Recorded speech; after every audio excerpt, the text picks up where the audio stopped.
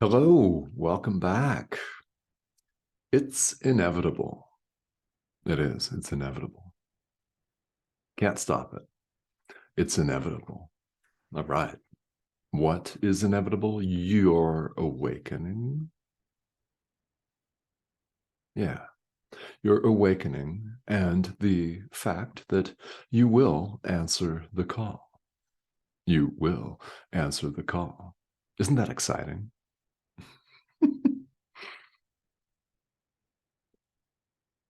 Rather than end the video right now, let's elaborate on what exactly I mean by this. It is inevitable. Your awakening is inevitable. And along the way, it is equally inevitable that you will answer the call. You don't have to answer it right now if you don't want to. If you're not called, if you're called to turn this off and run away, you'll be back. If not, on this video series, on some other video series, or some other spiritual practice, and it may be in a different lifetime. You can spend the rest of your life refusing to answer the call, but it's your choice. Just know that the call is always going out. What call? Well, the call to join with Jesus, to join with the Holy Spirit, the call to awaken, that call. We're at the tail end of chapter 4, section 4 of the text. This is a section we've been spending a little bit of time on here. We're looking at the ego and the illusions of the ego, and the title of this particular section is This Need Not Be. Quick summary: our allegiance to the ego need not be. Our fear need not be. Our anxiety need not be. Our terror need not be. We don't have to choose it. We can withdraw our allegiance from the ego at any time. We can withdraw our love and protection of the ego at any time. And we will. You will. It's not an order. It's simply what's going to happen. The really interesting thing about this is there is no coercion in spirituality. I'm drawing a very important and deliberate distinction between spirituality and religion here. In true spirituality, there's no coercion. It's up to each of us to remove the barriers to our awareness of the truth. In religion, of course, there's all kinds of coercion. There are all kinds of little carrots and sticks and threats of damnation and a fiery hell. And if you don't put $20 in this basket this time, then God's going to look askance at you and it's going to get you, type thing. There's plenty of that going on in the world, but there is no coercion here. Paragraph 11, the final paragraph of this section, Jesus comes right out and says, I will not attack your ego. Of course not. How could he attack? He will not attack our ego. No, there's no coercion. The Holy Spirit does not attack. Jesus does not attack. And if you call your inner teacher something else, your whatever you call your inner teacher will not attack. That's not how it's done. And it's a lesson for us. It's a lesson for us to not attack, to not make of the ego an opponent, to not make it real to ourselves, to concretize it, to make it a thing. It's nothing. We don't need to make something of it. We don't have to kick the ego in the face. I know that's a popular t-shirt, kick fear in the face. How about don't kick fear in the face? How about just lovingly, calmly Under the guidance of your inner teacher, forgive whatever it is that appears to be making you fearful, and forgive fear itself. Forgive the ego. It's nothing, nothing, nothing. Can't say that enough. It's lovingly, under the guidance of your inner teacher, forgive. And yes, it is that simple. If only it were super easy in practice. That, in fact, comes with time, but when we first start out, especially, it's not easy because we've been trained otherwise. We've been conditioned otherwise. We've been trained to think we're an individual human being that needs to look out for itself.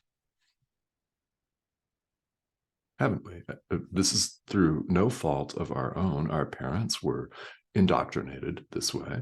Their parents were indoctrinated that way. We've been conditioned this way, and we're unlearning that conditioning. So yes, spirituality is a process of unlearning. So as we learn, we're unlearning. We're letting go of the baggage, so to speak. So Jesus does not attack our ego, yet he still invites us to join with him. We will.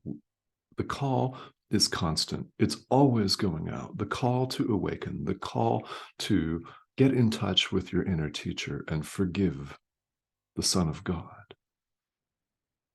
That call is constant. It's 24/7, and it goes out to each and every one of us. I'm not special. None of us is specially singled out. The call goes out to everyone. The question is, will we listen? Will we listen? That's up to each and every one of us in time. Will we heed the call? That's the question, because we're all hearing it, and it comes across in many different ways. This is a helpful reminder on the path, isn't it? Because it comes across differently. Some of us may actually hear a voice in our own language saying, do this, don't do that, go here, wait, keep this video playing. Right? Maybe you're hearing that call, which would be cool. But it's not always that way. Sometimes we just get a deep feeling, or it could be an intuitive hit, or someone could say something that inspires you to forgive, to practice. There's something deep within all of us that speaks to us. That's your inner teacher. So what form will the call appear to take? Well, that's variable. What's consistent and constant is the call itself. And make no mistake, and you know this to be true. You can resist it if you want to. We all can, but we all know this to be true. You will awaken. You will. How do we know? You've never gone anywhere. Ideas leave not their source. If you want to capitalize the S, you're the idea. We've never gone anywhere. The essence of accepting what the Course refers to as atonement for ourselves is that the separation never occurred. So this perceived separation between God and us never took place. We're not separate. We can't be. It's impossible. You will awaken. And along the way, you'll realize that in truth, there's actually nowhere to go. So what we call a path, what we call a journey or a walk, a trajectory, a stroll, a sprint, a ride in a wagon or something, whatever we call it, it's really not a physical journey at all. Because we're right at home where we've always been.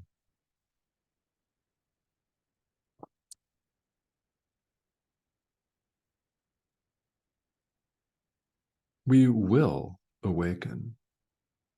Each and every one of us will awaken. So I want to come back to what I said a couple of minutes ago, and that is, you may be finding a lot of resistance here. You may experience quite a bit of resistance. We can all expect it from time to time on this thing we call the path, because the ego doesn't want you to let it go. It somehow recognizes its complete nothingness, its complete insubstantiality. It's nothing. We don't have to adhere to it. We can choose to let it go. Now, here in time, the sooner we do that and mean it and rinse, repeat, and do it again and again and again, the sooner that becomes a habit, the quicker the awakening happens. We've seen, and it's said in several places in this course, that the miracle, and we can refer to that as extending love, the miracle of forgiveness, true forgiveness, as talked about in this course, the miracle shortens time. How does it do that? Well, the Holy Spirit's in charge of that. Your inner teacher is in charge of that. And we don't even have to worry about it, because when we are aware of a forgiveness opportunity and we forgive and we seize that opportunity, we take advantage of that opportunity, we learn a lesson, and we don't have to repeat it. Simply, that's how. This could be a lesson that may come up for you again next week if you miss it right here. And if you miss it then, next week, it could come up again the following week, and so on and so forth. But having learned it once, you let go of unconscious guilt. You don't have to learn that lesson again. So time, which is an illusion anyway, is shortened. It's part of the beauty of it.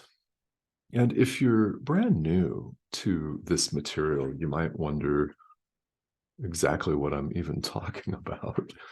So a miracle in A Course in Miracles is any shift from fear to love. So true forgiveness is, in fact, a miracle.